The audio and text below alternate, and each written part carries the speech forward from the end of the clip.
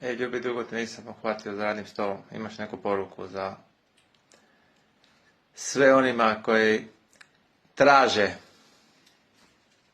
Imam.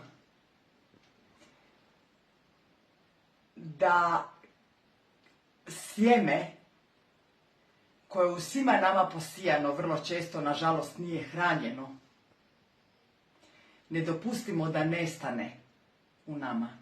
A to je sjeme hrabrosti i vjere koju nam, nažalost, vrlo često iščeprkaju kroz rane, različite okolnosti, kroz različite ljude. Dakle, ne trebamo početi vjerovat nešto, nego se trebamo prestat ne vjerovat na šta su nas naučili. Ne trebamo početi biti hrabri, nego trebamo natrag se vratiti na tvorničke postavke koje je prirodno stanje čovjeka, a to je da ide hrabro sa vjerom. Čuvajmo to sjeme hrabrosti, da klija u nama i sijmo ga dalje.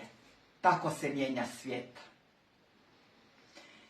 I u svojoj djeci, osobito ako ih imamo, ili ako radimo s djecom, sa mladim, sa vikljivim trskama, doslovno smo dužni sijati to sjeme, naravno pronoseći ga vlastitim primjerom. To se ne odgaja se djecu riječima, nego primjerom. Najzadnje se koriste riječi u odgoju i promjeni svijeta, već pravim primjerom. To je sjeme davno jedan tata, o kojem vam govorim u Ja sam Petar, nećete me slomiti, posijao u djevojčici koja nije imala ništa, ali je dobila sve kroz to sjeme. I zaljevala ga, ono što bi rekle slijepa srca, što bi rekla, zaljevala je to sjeme svojeglavošću. A oni koji vide srcem znaju što u stvari u prijevodu jezikom neba znači biti svojeglav, ostati na svom putu.